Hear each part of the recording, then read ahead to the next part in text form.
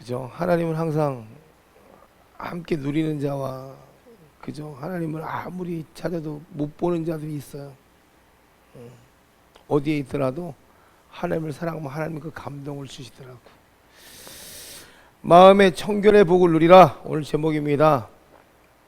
어떤 미국에 병으로 인해서 심신이 약한 남자가 있었어. 청년이 있는데 이 집에 들어가는 길에 이렇게 바위가 있는 거야. 집에 들어가는 게 얼마나 힘들겠어. 귀찮 걸리적거리겠어. 그래서 마음에 이것 좀 치웠으면 좋겠다라는 마음으로 계속 이제 뭐 기도하면서 어떤 마음의 그 소망을 품었는데, 꿈에서 예수님이 나타나셔서 이 청년에게 하는 말이, 야, 너 지금 이 시간부터 계속 저 바위를 보면 바위를 밀어라, 그런 거야. 바위를 밀래요. 그러니까 순종했지 뭐. 한 8개월 동안만 밀어봐. 여기 순종하고 바위를 갖다 밀기 시작하는 거야. 매일같이. 그래서 약속한 8개월이 됐는데 마음에 어떤 시리감이 왔어. 그러니까 이 8개월 동안 밀었던 바위를 보니까 1인치도 안 움직인 거야. 그래가지고 그냥 주저앉아서 이거 안 되나 보다, 이제 포기해야겠다.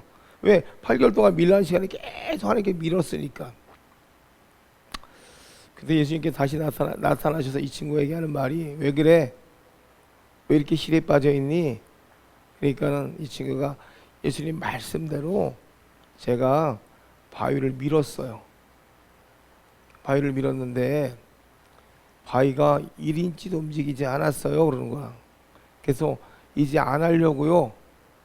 예수님이 뭐라 그러냐면, 너 가서 거울 한번 봐라, 그런 거야. 근데 거울에 자기 몸에 비춰진 모습이 너무 깜짝 놀란 게 뭐냐면, 온 몸이 근육으로 이렇게 바뀌어 있었대요. 자기 아픈 모습이 아니라. 그러면서 자기의 모습을 보고 또 자기가 하던 이렇게 평소에 하던 기침이나 이런 것들을 안 하게 됐다라는 거예요. 무슨 말일까요? 바위가 옮겨지는 거는 이적이고 기적이에요, 그죠? 큰 바위가 옮겨지기 힘들 거예요. 그런데 말씀에 따라 내 걸음을 옮기면 변화는 있단 말이에요. 하나님 분명히 밀라 그랬지 옮겨진다는 얘기 안 하셨어요. 바위가 옮겨질 거야라고 안 했어요. 밀라 그랬지. 왜요? 하나님 미는 것에 순종하는 자에게 건강의 복을 주셨어요. 우리가 여러분 살면서 이적과 기적을 구하죠. 이적과 기적보다 더 중요한 게 뭐냐면 믿음으로 걸음을 걸어가는 족적이에요. 발걸음, 발의 그 자국이에요. 그럴 때 하나님 역사하세요. 딸 때 역사하지 않아요. 들리는 대로 행하는 믿음이 있어야 돼. 오늘 말씀, 마음이 청결한 자는 복이 있나니 저희가 하나님을 볼 거래요.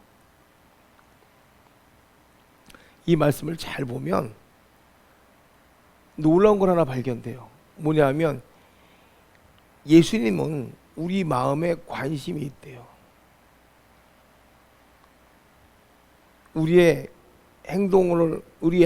겉으로 보여진 행동이 깨끗한 것이 중요한 것이 아니라, 그것으로 충분한 것이 아니라 우리의 마음에 관심을 갖고 있다는 놀라운 사실이 발견돼요.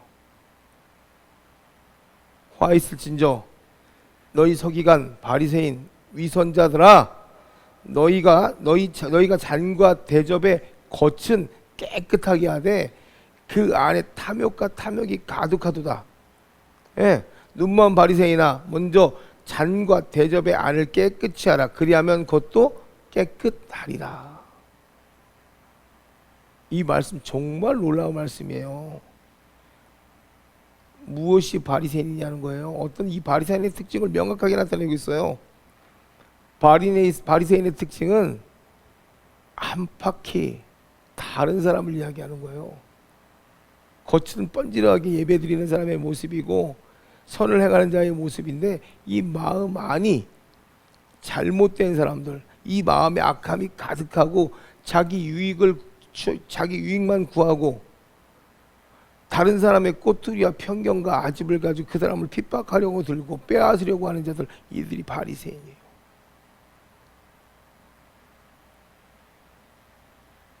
여러분, 진짜 눈에 보이는 이미지와 내 속이 다른 사람을 하나님 뭐라고 얘기하냐면 바리새인이래요.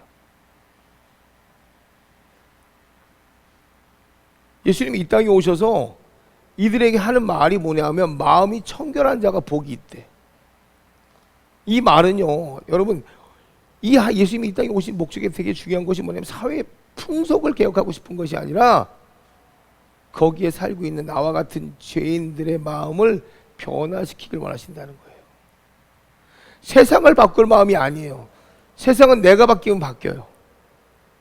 내가 변화되면 그 세상은 분명히 바뀌어요. 예수님이 오신 이유는 나를 변화시키고 싶어서 오신 거예요. 내 마음이 하나님을 볼 정도의 청결함을 가질 수 있는 그런 마음이 되길 원하셔서 오셨다는 얘기예요. 예수님이 어떤 얘기를 하냐면요, 또 너희는 간음하지 말라 이렇게 얘기해요. 맞아요, 간음하지 말래. 근데 더 중요한 얘기를 해요. 나는 너희에게 이르노니 여자를 보고 음욕을 품는 자마다 마음에 이미 간음하였느니라 그래요. 하나님 봐봐요, 간음하는 행위, 이 간음하는 행위 하나가 없어지는 것에 지금 마음을 두는 것이 아니라 아예 그 마음 자체가 간음이 다 없어지길 원하신다는 얘기예요. 그게 예수님이에요. 지금 간음한 여인을 야단친다 하더라도 이 간음한 여인에게 너 간음하지 마. 아니, 그게 중요하지 않아요. 네 마음에서 그것이 제하길 원한다는 얘기예요. 그래야 축복이 임해요. 청결함에 대한 의미를 좀 알았으면 좋겠어요. 예? 우리가 그것과 멀어질 때 비로소 뭐예요? 악한 것과 멀어질 때 그것이 청결해지는 건데, 우린 누구일까요? 바리새인일까요? 아니면 크리스천일까요? 한번 이 시간 물어봤으면 좋겠어. 나한테 물어봤으면 좋겠어. 나는 누구일까? 응? 내 마음속의 비밀은 나만 알아.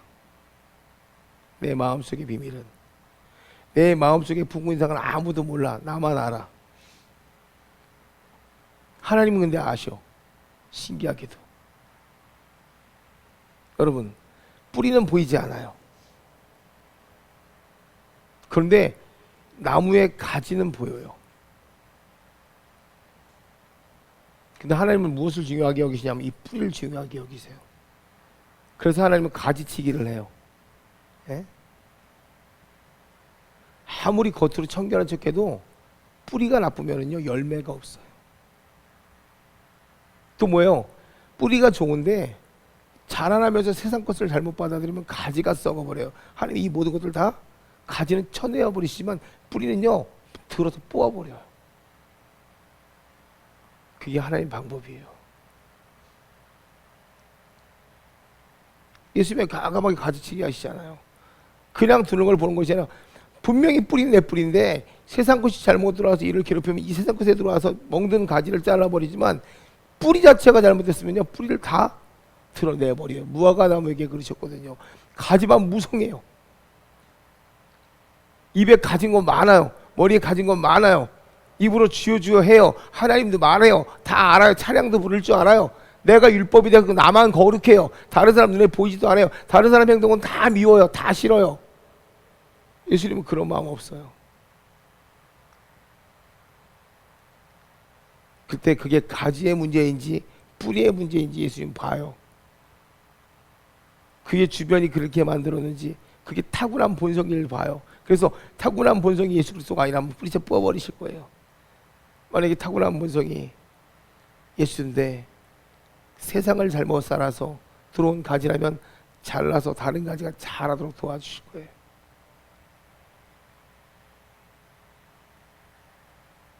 성경이 뭐라고 얘기하냐면 입에서 나오는 것은 마음에서 나온다고 얘기해요. 이 마음에 나오는 것은 악한 생각과 살인과 간음과 음란과 도둑질과 거짓 증거와 회방이니 이것들이 사람을 더럽게 한대요.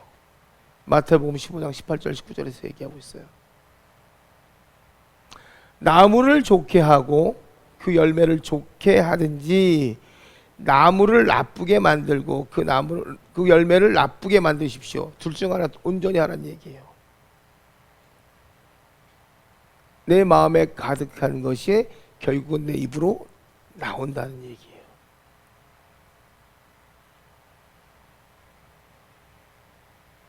여러분, 예수님은요 우리에게 끊어져야 될 습관이나 잘못된 버릇을 고치기 위해서 오신 것이 아니라 내가 정결하게 되어서 하나님을 보기 위해서, 보게 하기 위해서 이 땅에 오셨단 말이에요. 그것이 정말 너무너무 중요한 부분이거든. 세상의 방법은 동일하지 않아요? 예? 우리가 문제가 있는 가정이 있으면 그 문제에 대해서 원초적인 걸 끄집어내는 것이 아니라 그들에게 필요한 지금 당장의 것만 공급하고 말아버리잖아요. 커뮤니티를 통해서 자기들이 하고 있는 일들을 막 알려요. 알리는데 중요한 건 뭐냐면 자기가 이슈메이커가 되고 싶은 거야. 거기는 하나님이 없다는 얘기야. 이 사회적인 것에 이 예수님의 왜 말씀이 중요하냐면은 마음에서 나오는 것이 악한 생각과 살인과 간음과 음행이라 했어요. 한번 봐봐요.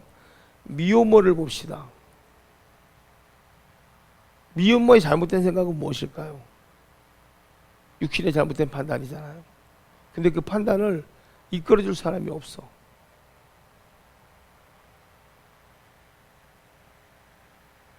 대부분 미혼모라 그러면요 다 이게 음행으로 연결된다고 하더라고요. 이게 정말 가장 원초적인 부분이거든요. 그들의 마음을 치료해서 회복시킬 생각을 하는 게 아니에요.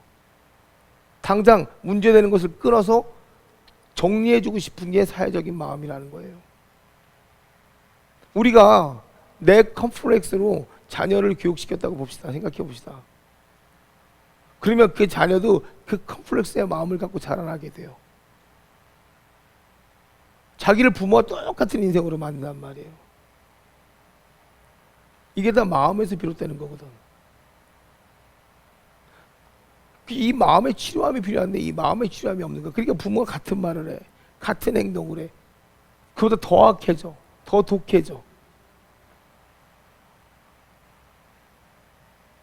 우리가 말이죠.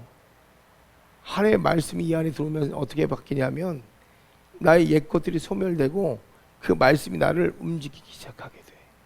그때부터 어마어마한 변화가 일어나는 거야. 받아들이면 복이에요. 받아들이지 않으면 복이 안 돼요. 하나님의 말씀 놀라워요.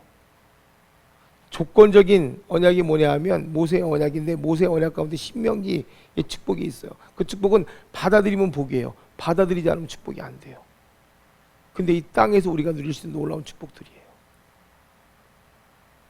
내 명예도 그렇고요. 자녀의 복도 그렇고요. 가축의 복도 그렇고요. 밭의 소산의 복도 그렇고요.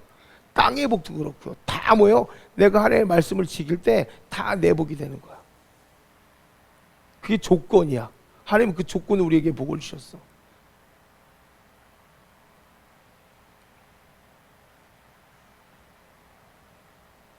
저는 오늘 여러분에게 이야기 나누고 싶은 게 이런 사회적인 문제와 이것들을 논의하는 것이 아니라 하나님의 말씀이 사회적으로 들어갔을 때 얼마나 놀라운 증거가 되는지 좀 말하고 싶어요. 한번 봐볼래요, 여러분? 우리가 인생을 살면서 세상에 관심이 많나요? 하나님 앞에 관심이 많나요? 하나님의 내 순결함을 통해서 하나님을 보는 것이 목적입니까? 한번 물어볼까요, 내가 순결해짐으로 하나님을 보는 것이 내 삶의 목적입니까? 아니면 지금 세상의 이 권세들, 현세적인 고통들, 세상에 일어나고 있는 일은 많은 일에 더 관심을 갖고 내가 거기에 포커스를 맞추고 있습니까? 하나님 보는 게 목적인지 아니면 세상 거리에 먼저 내가 마음을 빼앗기는지 한번 보시란 말이에요. 세상에 얼마나 폭력적인 것도 있죠. 또 문화적인 거에 행사들 많죠.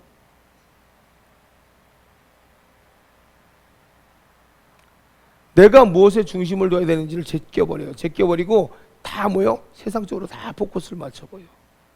근데 성경은 그렇게 얘기 안 해. 마음이 청결한 자가 복이 있대. 그 사회를 변화시키지 말고 네가 먼저 바뀌어보래. 하나님을 보는 복을 주시겠대. 얼마나 놀라워요. 예? 하나님 본다는 게 뭘까요? 우리가 하나님 본다는 것은 무엇이냐면 그분의 임재 안으로 들어가는 거예요. 그분의 임재 안으로. 그게 가장 먼저 하나님을 보는 거예요. 애굽의 흑암 재앙 뒤에 모세가 바로에게 가요. 그때 바로가 어떤 말을 하냐면 모세에게 이르되 너는 나를 떠나가고 스스로 삼가 다시 내 얼굴을 보지 말라. 내가 내 얼굴을 보는 날에는 죽으리라. 모세가 이르되 당신의 말씀하신 대로 내가 다시는 당신의 얼굴을 보지 아니하리라. 이런 얘기를 해요.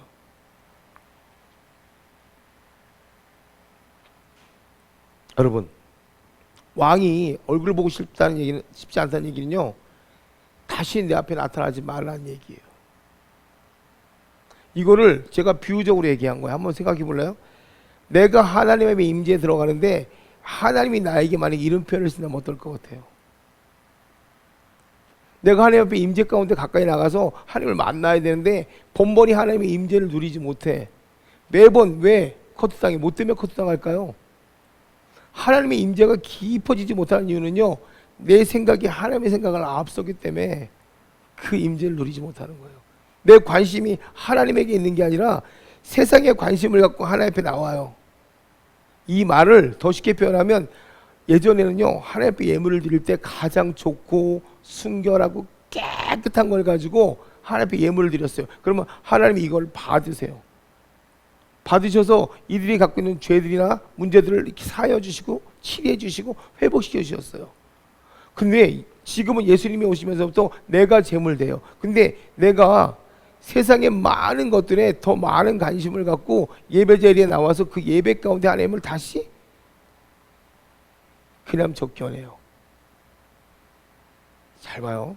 기도하면서 임재에 들어가려고 할 때 순간순간 내 머리에 떠오르는 것들이 다 세상 생각들이야. 이거 저거 이거 분주해져. 마음이 너무 분주해져. 나를 괴롭히는 자를 좋아할까요? 싫어할까요? 싫어하겠죠. 내가 하나님 만나러 나와서 여러분이 딸이나 아들이 와서 여러분하고 이야기하는 거야. 엄마, 내가 오늘 이러한 부분들에 문제가 있어서 상의 드리려고 왔어요.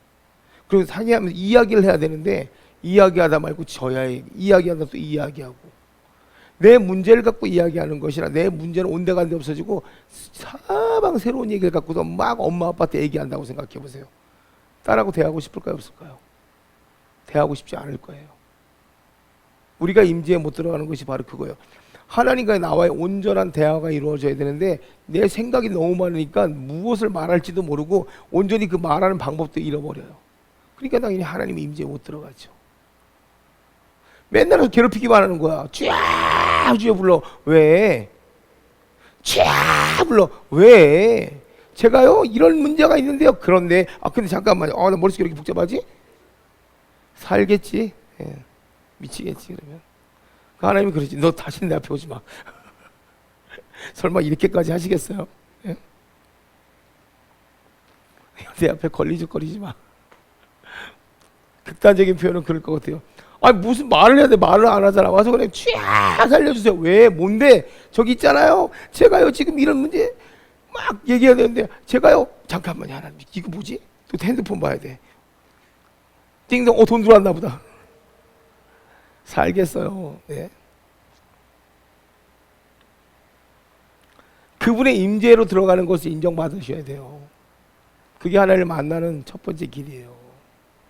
내가 하나님의 임재 가운데 머무르면서 그 임재가 나를 이렇게 임재 가운데 내가 이렇게 머무르면서 하나님을 느끼는 그 시간대를 만들어야 된다는 얘기예요.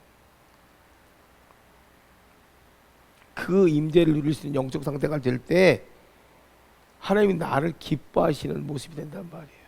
내 삶이 그렇게 바뀌어야 된다고. 나는 예수님 처음 믿는데요. 괜찮아요. 예수님 처음 믿어도 1분이라도 괜찮아. 내 마음에 여러분 생각해봐요. 5분 기도하는데 1분 하나님 감사합니다. 오늘도 주님의 은혜가 충만함. 이거 1분 안 돼요. 하나님 감사합니다. 오늘도 주님의 은혜가 충만함 내 안에 거하게 하시는 주님. 내가 주님을 통하여서 이 시간을 걸어가고 있습니다. 하나님 내가 오늘 만날 자들과 함께 하나님 관계를 맺을 때 내가 그들에게 복이 되게 하시고 이것도 1분 안 돼요. 그 5분 기도한다고 생각해봐. 5분 기도하는데 1분은 내 말이라도 제대로 하면 되는데 1분도 못해. 한 10초 얘기하나 하나님 감사합니다. 띵동. 이 돈 들어왔나? 자, 처음에 예수를 믿는다 하더라도 내가 진짜 하고 싶은 온전한 말들을 잘 준비해서 그 시간만큼이라도 세상과 좀 결별을 하고 하나님 앞에 바로 서면 좋은데 너무 세상 걸 많이 갖다 놓고 하나님 앞에 나가니까 하나님이 그 임재를 못 느끼는 하나님의 임재 하나님이 와 계시는데도 하나님 못 만나는 거예요. 예? 자, 임재를 누려야 무엇이 이루어지냐면 두 번째 만남은 뭐냐면요. 하나님의 거룩하심을 경험하게 되는 거예요. 내가 임재가 있어야 하나님의 거룩하심을 경험하게 돼요. 예? 하나님의 역사하심, 일하심, 하나님의 온전하심이 나에게서 나타나기 시작한다는 건 뭘까요? 내 마음의 변화가 일어나기 시작해요. 내 기도에 응답이 오기 시작해요.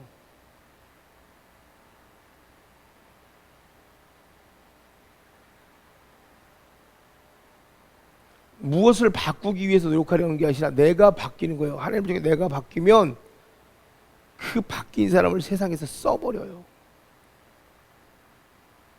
내가 하나님으로 바뀌면 내 자리가 신하에서 임금의 자리까지도 올라가요. 내가 하나님을 경외하니까 포로로 잡혀간 노예가 그 세상을 통치할 수 있는 총리가 돼요.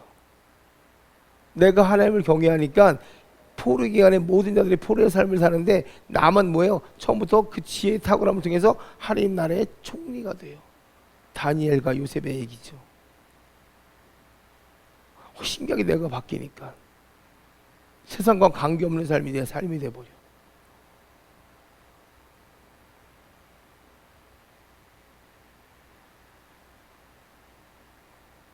우리가 하나님의 청결함을 갖고 있으면 죄에 대한 이 편안함, 세상이 주는 편안함을 내 마음대로 수용하지 않아요.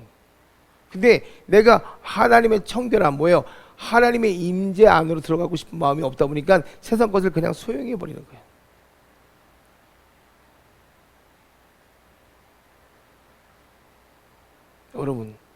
여러분 어떻게 하고 싶으세요? 그러니까 하나님의 누리는 복을 한번 체험한 사람은 계속 그 복에 가까이 있고 싶어하고 하나님의 복을 누려보자. 맛을 봐야 알 거 아니야. 고추장이든 된장이든. 그러니까 하나님의 임재를 누리고 하나님의 복을 받은 사람은 계속 그 복을 누리길 원한다니까. 예?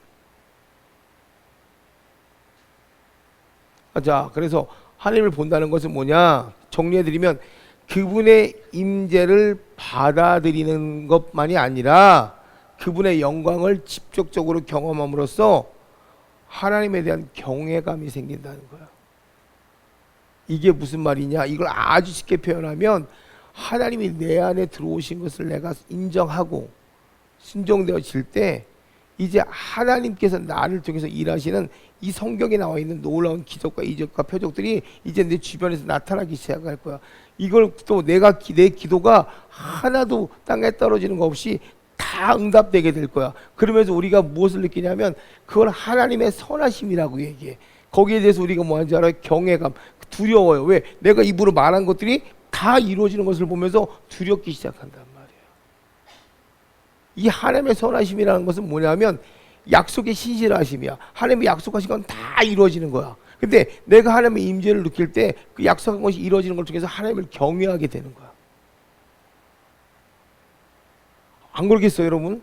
우리 말만 하면 언제 이게 될지도 모르는 인생인데 하나님 내가 말한 거 딱딱 갖다 놔보세요 한번. 치즈, TV, 냉장고 10억. 10억이 제일 반짝반짝 거렸던 놈이 10억 그러니까 다 반짝반짝거려. 제가 기도하는 대로 하나님께서 딱딱 응답해봐요. 그게 얼마나 두려운지. 여러분 이거를 사람들이 모르더라고요. 내 기도에 응답되어졌다는 것은요, 놀라운 거거든요. 근데 이거를 사람들은요, 그냥 간과하고 넘어가더라는 거지. 의미를 알아야 두렵지, 의미를 모르니까 두렵지가 않지. 아까 처음에 얘기했어요. 내 속에 그릇을 비우라고. 이 말을 다시 말씀드리면 뭐냐면, 우리가 왜 하나님의 응답에 감사할 줄 모르냐면은, 하나님의 응답도 다 뭐예요? 내가 했다고 생각하기 때문에 그래요. 내 의지로 했다고. 이 괴리감이 왜 들어오냐면은, 정확하게 설명해 드리면 봐요. 하나님은 사람을 통해서 역사하세요. 환경을 통해서 역사하세요. 자, 그럼 내가 하나님 앞에 기도했어. 어느 날 기도하는데, 이 기도하는 것이 어떤 사람을 통해서 도움을 받았단 말이에요. 그러면 이게 하나님의 섭리라는 생각을 안 해요. 이 사람이 나를 도와줬다고 생각해요. 근데 이 사람 누구의 인맥이야? 내 인맥인 거라. 그러니까 사람에게도 감사하는 거야. 하나님을 찾아올 줄 모르는 거야. 그러니까 하나님의 경외함이 있겠어요? 없지. 대부분의 사람들이 그런 거예요. 다 내가 갖고 있는 인맥이 나를 도왔다고 생각하는 거예요. 그 인맥 때문에 내가 성공했다고 생각하는 거예요. 안 그래요. 내가 하나님 앞에 기도했을 때 이것이 응답되어졌다는 것은 하나님이 이것을 이루시기 위해서 사람을 붙이신 거예요. 환경을 바꿔버린 거예요. 1년, 2년 전부터 내가 들었던 얘기인데, 이거 분명히 내가 뭐 2, 3년 전부터 들었던 얘기인데 이게 지금 됐네? 아니요. 이거 안 될 건데도 하나님께서 환경을 바꿔서 될 수도 있어요. 근데 사람들은 대부분 뭐냐 하면, 자기가 처해 있는 환경에서 이루어졌기 때문에 뭐예요? 그걸 다 하나님이 하신 것이 아니라 내 환경이 만들어냈다고 생각하니까 하나님을 잃어버리게 되는 거야. 그게 우리의 악습이라. 악습. 그게 율법적인 악습. 뭐요? 나만 옳다는 악습. 나만 잘났다는 악습. 내 인맥만 좋다는 악습. 이게 끊어져야 돼요. 그때부터 하나의 복이 막 임하기 시작한다고. 그걸 인정하면서부터.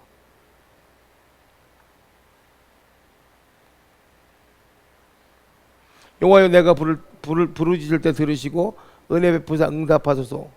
당신의 얼굴을 나에게 숨기지 마시옵소서. 하나님의 얼굴을 숨기지 말라는 얘기가 뭐냐? 은혜를 베풀어 달라는 얘기거든. 여러분, 우리가 하나님의 은혜 안에 있을 때 하나님의 도우심이 우리에게 옵니다. 근데 하나님의 은혜 안에 없으면 이 도우심이 끌어져 나간단 말이에요. 이 팔복, 오늘 마태복음 5장 8절의 팔복이 사실 시편에서부터 시작되어 있는데, 누가 주님의 산에 오를까? 누가 그의 거룩한 곳에 서겠습니까? 손이 깨끗하며 마음이 청결하며 뜻을 허탄한 데 두지 아니하며 거짓 맹세하지 아니하는 자로다. 이 다윗이 먼저 얘기했네. 우리 청결함이 하나님을 볼 수 있다는 것이 다윗이 먼저 얘기한 거예요. 순결함은 무슨 마음이냐면, 그 마음에 거짓말이 없는 마음, 그 마음이 순결한 거예요. 이 순결한 마음은 진실해요. 누구를 기만하지 않아요.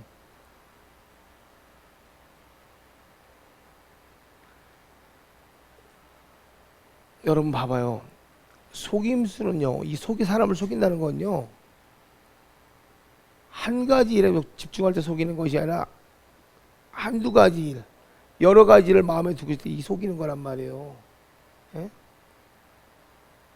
한번 생각해보면, 내가 하나님의 마음, 하나님만 바라는 마음이 있다면 하나님 앞에 그냥 나갈 수 있게 돼요. 근데 하나님에 대한 바라는 마음이 아니라 또 다른 마음이기 때문에 하나님이 나가는 걸 두려워하게 되는 거예요. 늘상 우리의 삶이 그래요. 우리 하나님을 속인다는 의미를 몰라요. 왜 속이냐면, 내가 하나님 앞에 마음이 있다면 그 마음 앞으로 나가야 돼. 그 마음대로만 가게 돼. 이 마음이 아니라 또 다른 마음이 여기 있는 거야. 그러니까 늘상 하나님의 관계가 끊어지는 거야. 이건 하나님이 볼 때 속인다고 얘기하거든. 성경은 그렇게 얘기해요. 야고보서 4장 8절에 보면은요, 하나님을 가까이 하라. 그리하면 너희를 가까이 하시리라. 죄인들아, 손을 깨끗이 하라. 두 마음을 품은 자들아, 마음을 성결케 하라. 이렇게 얘기하고 있어요. 두 마음을 품은 자들이 순결하지 못한 자들이에요. 성경은 분명히 그렇게 얘기하고 있어요. 여호와의 산에 오를 자가 뭐예요? 깨끗한 손과 순수한 마음으로 있어야 돼요. 이 사람들은 두 마음이 없어요. 오직 한 마음밖에 없어요. 그러니까 내가 하나님의 관계 회복이 돼서 복을 누리기 위해서는요, 한 마음밖에 없어야 돼요. 다른 정결함을 말씀하시는 게 아니에요. 네 마음에 두 가지의 마음을 품지 말라는 건, 제발 내 앞에 나올 때는 한 가지의 마음을 갖고 나오라는 얘기예요. 왜 언제까지 그 두 마음으로 세상을 살 거냐는 거예요. 네가 여기서 나에게 구하는 것은 나의 의지와 나의 생각과 나의 뜻과 나의 바램과 내 모든 것으로 되기를 원하지만, 왜 너는 돌아서만 가면 네 육신의 정욕을 해서 그렇게 살기를 원하냐는 거예요. 왜 내 입에 거짓말을 드냐는 거야, 하나님은요. 왜 여기서 나하고 만나서 기도했던 것과 네 삶이 또 바뀌어 나가냐는 거예요. 하나님 그걸 원치 않으신다는 거예요. 여기서 너희가 나에게 구했던 것이 너희의 마음 그대로 세상에 나가서도 세상과 어울리는 것이 아니라 내 마음에 둔 것을 그대로 품고 간다면 하나님이 보여주시겠대, 얼굴을. 그게 정결한 거거든. 왜 너희는 내 앞에 나와서 하나님 전에 가고 싶어요, 하나님 나라를 보고 싶어요, 하나님 뜻이 이루어지길 원합니다, 하나님 나는 정결한 자입니다, 순결한 자입니다, 복된 자입니다, 이렇게 기도하면서 왜 너희는 그 복을 버리냐는 거예요. 무슨 말이에요? 세상에 나가서 이 사람이 좋아요, 저 사람이 좋아요. 사람을 싫어하지 말라는 얘기가 아니에요. 그 하나님의 기도했던 내용들 잃어버리고 내가 세상과 휩싸여서 간음하고 있다는 얘기예요. 그게 두 마음 도둑질하고 있다는 얘기예요. 그들을 정결하게 하려면 내가 정결해져야 돼요. 예수님이 정결하시기 때문에 그의 피가 물이 이 땅 가운데 쏟아지면서 우리가 구원의 역사를 이루게 되는 거예요. 그 정결함이 이 땅을 적시니까 이 땅이 깨끗해진 거예요. 여러분, 더러운 사과를 깨끗한 물에 씻어야 먹을 수 있어요. 근데 이 더러운 사과를 더러운 물에 갖다 씻어서 먹으라 그러면 누가 먹겠냐는 거예요. 예수님의 정결함이 이 땅에 흘러가서 이 땅을 적심으로 이 땅이 깨끗하게 된 거란 말이에요. 그 십자가가 여기에 박히면 그 정결한 물과 피가 여기에 흘러와서 이게 정결하게 바뀌어요. 이게 한 마음이에요. 근데 우리는 두 마음이 생겨요. 기도하고 나서도 동일하게 내 입술이 안 박혀. 가늠한 여인들아, 세상과 벗된 것이 하나님과 원수됨을 알지 못하느냐? 그런즉 누구든지 세상과 벗이 되고자 하는 자는 스스로 하나님과 원수가 된다고 얘기했어요. 여러분, 내 안에 예수님, 내 남편 한 분만 계셔야 돼요. 근데 그분을 버리고 자꾸 세상과 벗이 되는 사람들은요, 간통한 사람이래요. 예?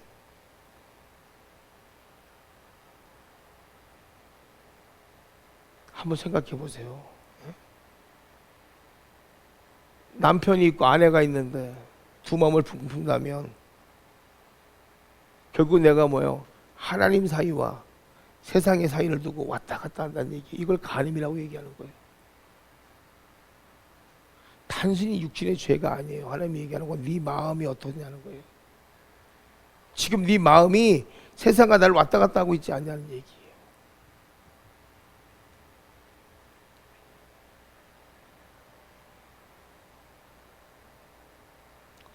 성경에서 이 얘기에 대한 핵심을 찍어버려요. 마태복음 22장 37절. 너는 마음을 다하여 내 하나님을 사랑하라. 너는 마음을 다하고 뜻을 다하고 내 목숨을 다하여 내 하나님을 사랑하래. 마음의 일부가 아니고 나누어진 두 마음도 아니야. 오직 하나님.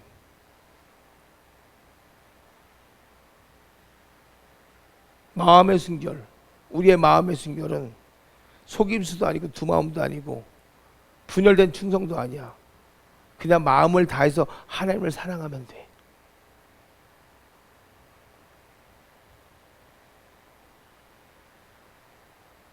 여러분, 그렇지 않으면 임재에 못 들어간다는 얘기예요. 네? 거룩함이 없이는 아무도 주님을 못 본대요. 히브리서 12장 14절에. 그러니까 모세에게도 그래요. 신을 벗으라. 이것은 거룩한 땅이니. 그때부터 모세를 하나님께서 신과 같이 사용하셔서 민족을 끌어내는 놀라운 역사를 일으켜 세우세요. 여러분, 이게 되게 어려운 것 같지만 이거 어렵지 않아요. 예? 여러분의 입술의 고백이 하나님이 되는 순간부터 하나님이 여러분을 통해 일하신단 말이에요. 누가 우리를 구원할 수 있겠냐는 거죠.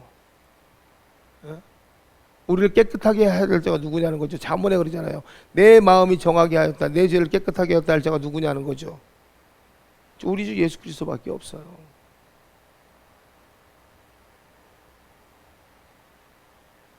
디도서에 보면은 우리를 위하여 자기 자신을 주신 그리스도를 바라보아야 한다. 예. 왜요? 자기 백성을 깨끗하게 하려 하십니다.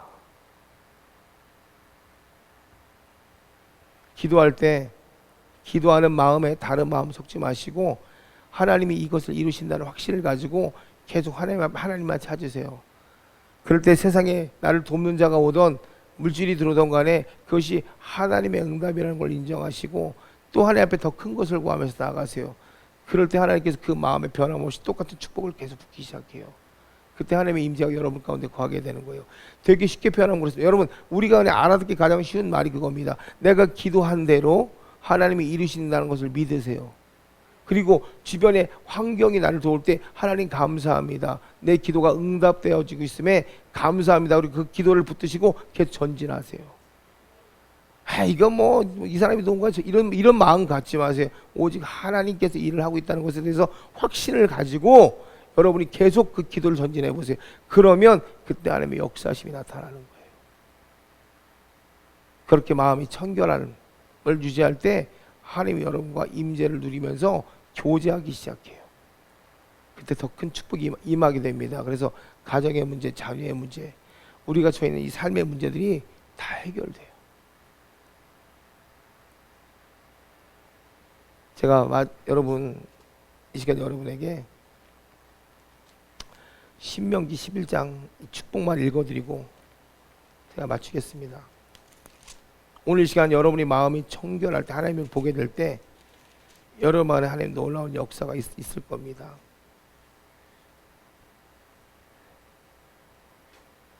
그러므로 너희가 내가 오늘 너희에게 명하는 모든 명령을 지키라. 그리하면 너희가 강성할 것이요 너희가 건너가 차지할 땅에 들어가서 그것을 차지할 것이라.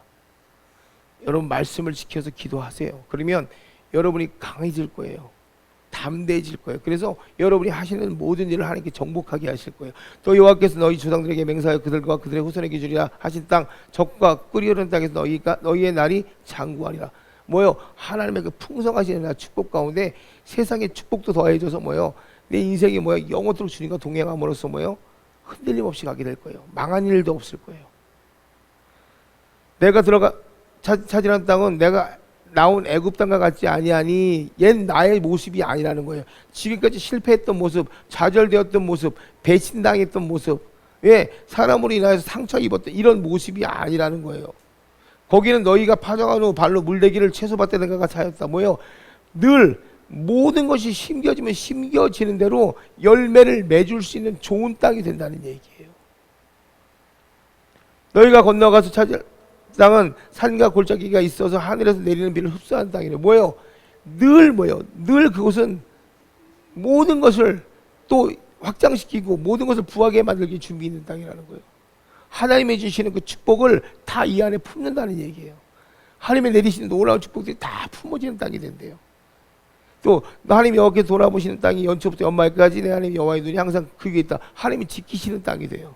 하나님이 지키시는 사람이 돼요. 하나님이 지키시는 사람이 될 때 여러분에게 축복을 말하는 사람에게는 그 사람에게도 복이 되지만 여러분을 저주하는 사람 하나님도 저주해 버리세요. 그러니까 여러분 배신 당하겠어요? 배신 안 당하지. 얼마나 부하겠어요? 예?